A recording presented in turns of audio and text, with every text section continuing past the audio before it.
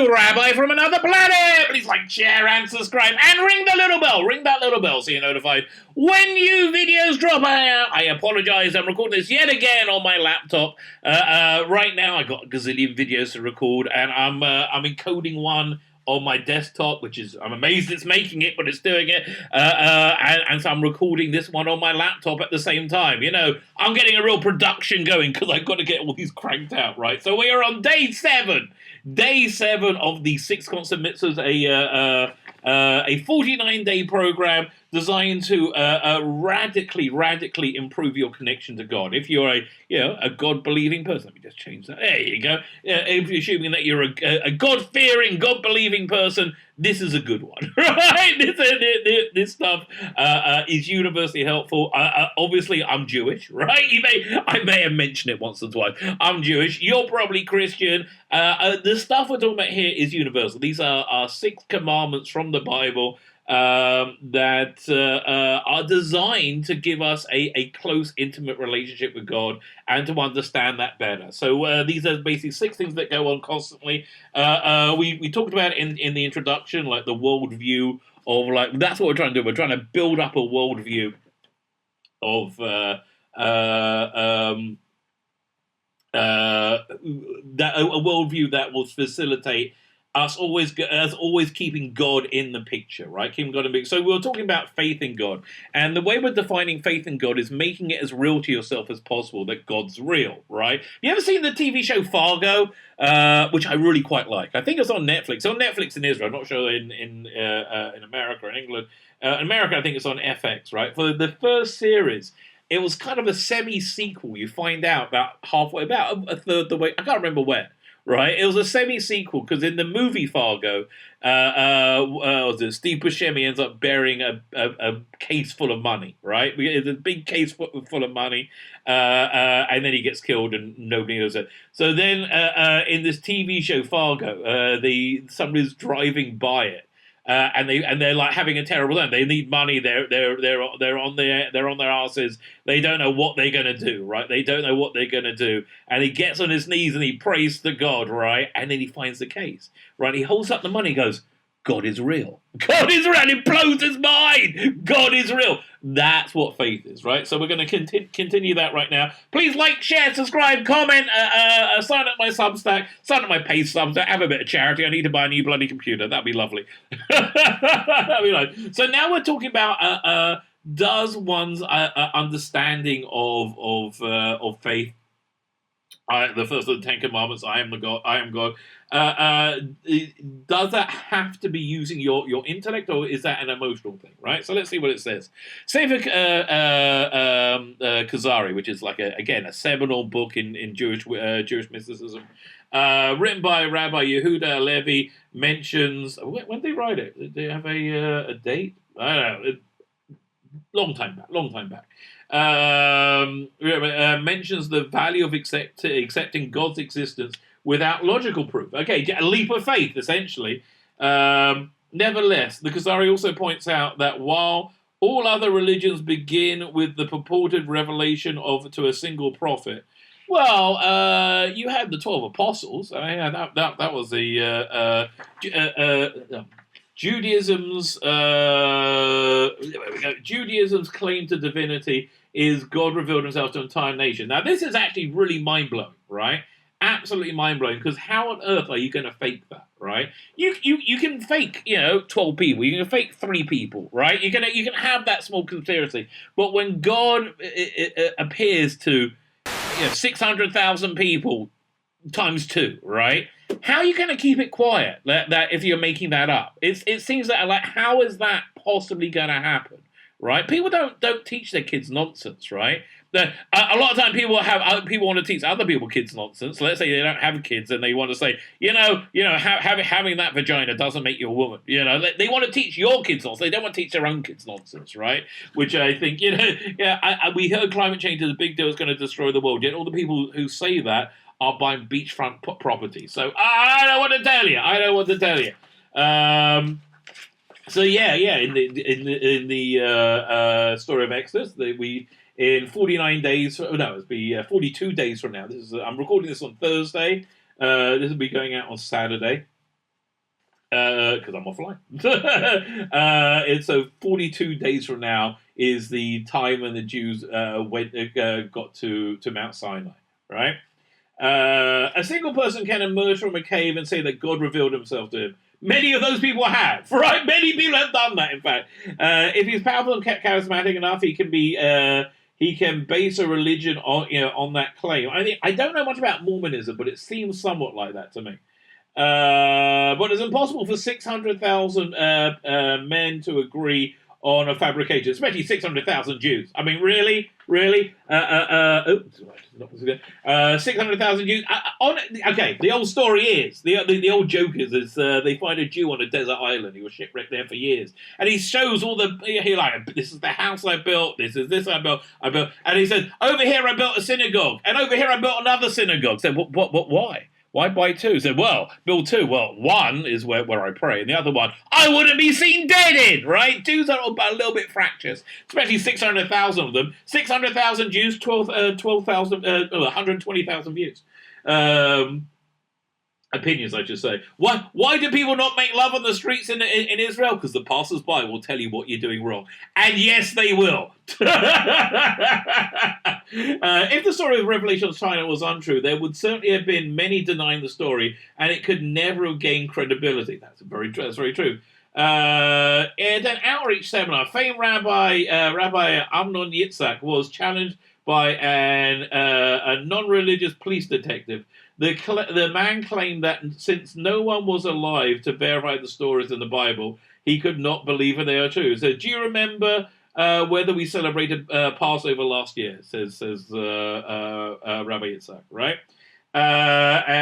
Yes, we did. Replied the detective. How about 5 years ago? Says Rabbi Yitzhak. Yeah, of course. 5 years ago, we still did. Listen, this is a bit of a pain in the ass. Okay, we don't. It's not easily forgotten. Right? About 5 years ago, of course. About 10 years ago, yes, he said. Now, I'm going to ask you a difficult question. Continued. I know that you were not alive 50 years ago, or maybe it was 55. Okay, 50 years ago. But do you think Jews alive celebrated Pesach then? He says, why not? What about 100 years ago? Certainly, they celebrated Pesach 100 years ago, 1,000 years ago. That's pretty much true. So when did Jews start celebrating Passover? Good question, right? I asked Rabbi Yitzhak. When they left Egypt, replied the detective. What? He said, I thought you didn't believe. Yeah, I bet that did the trick. I bet humiliating like that totally did the trick. He said, oh, yeah, Hosanna, I've seen the light. It's difficult to think back and envision events that occurred so long ago, but it's illogical to doubt their existence. How could such a clever fabrication become accepted by the entire nation and then transmitted from parent to child throughout generations? This line of reasoning, which the book called Sefer HaGeffen, the book of teaching, right? The book of teaching expresses in words, Ein Adam Morish Sheker Levana. A man does not transmit lies to their children. That's basically what I'm saying. If the Kuzari considers the simple acceptance of God to be true, a true level of faith, why does it not bother? Why does it not bother recording such logical proofs?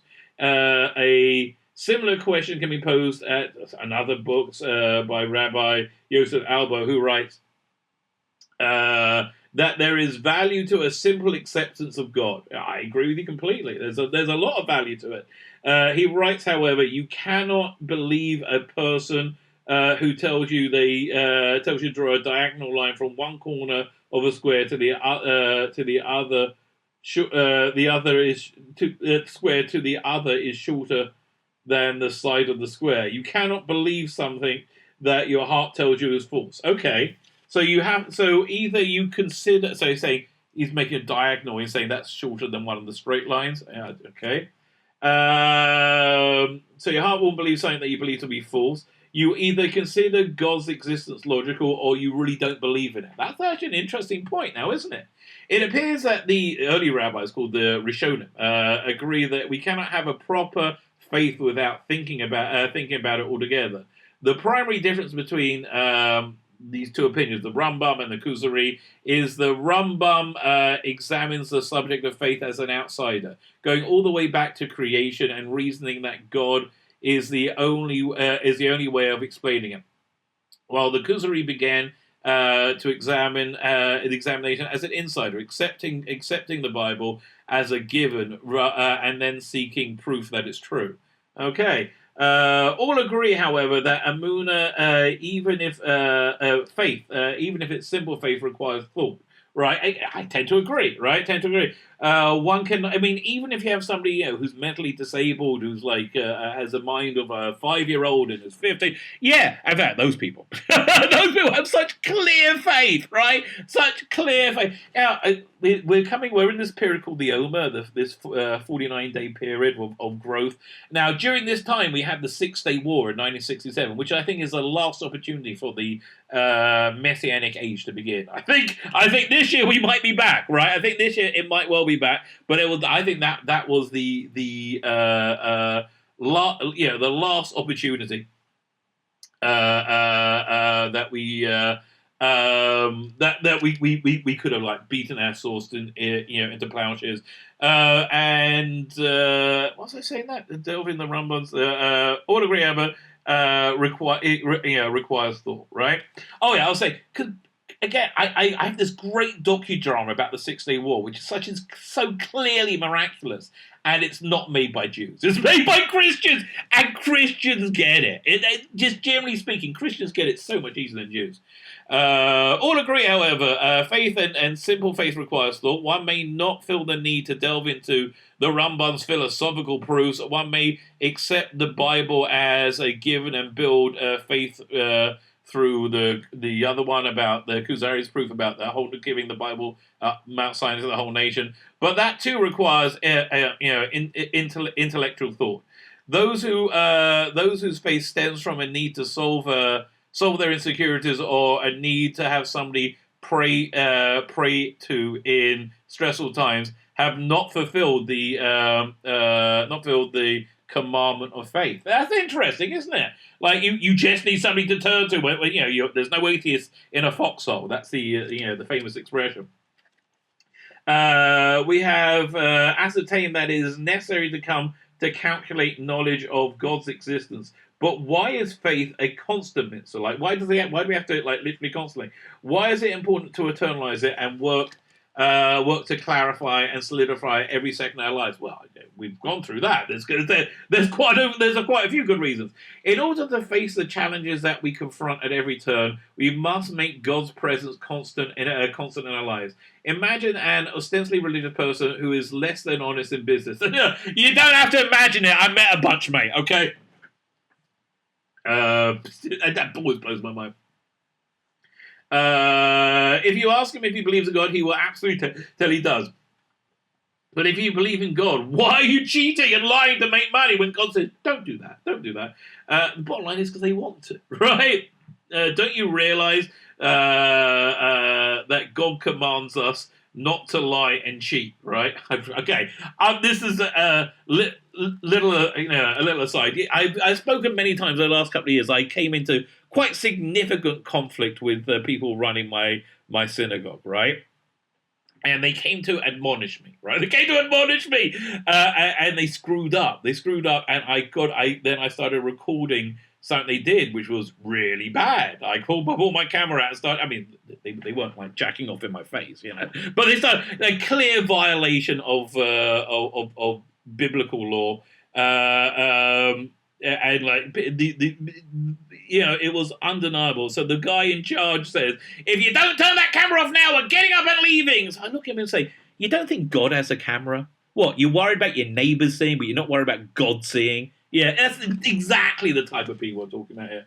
Although I have to tell you, I finally managed to move on from that. I talked to that bloke now. I shared a joke with him the other day. So yeah, so that's cool. Good for me anyway.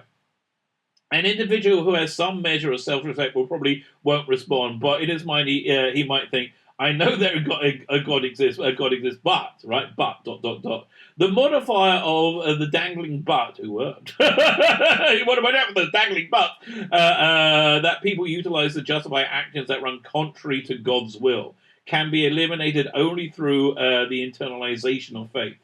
I tend to agree with that. I do tend to agree with that. No one stands in the middle of a busy street and says, I know a car can injure me and kill me, but I'm not in the mood and I don't want to go on the sidewalk, right? If you believe something, you're going to do it, right? If God's existence is a fact of life, if one uses all the tools mentioned above to eternalize faith, there and a few more that we will discuss below, one knows that there is a God, and when God is there, there are no buts. There are no buts, especially not dangling butts either. I don't know what that quite means, but want to watch out for that. My name is Tzvi Lebetkin, Rabbi from another planet. Join me tomorrow as we enter week two of this series. Hopefully, with a better camera. My name is Tzvi Lebetkin, Rabbi from another planet. Like, share, subscribe, comment, Substack, all those things are good. And have yourselves a freaking awesome, I would say, blessed day.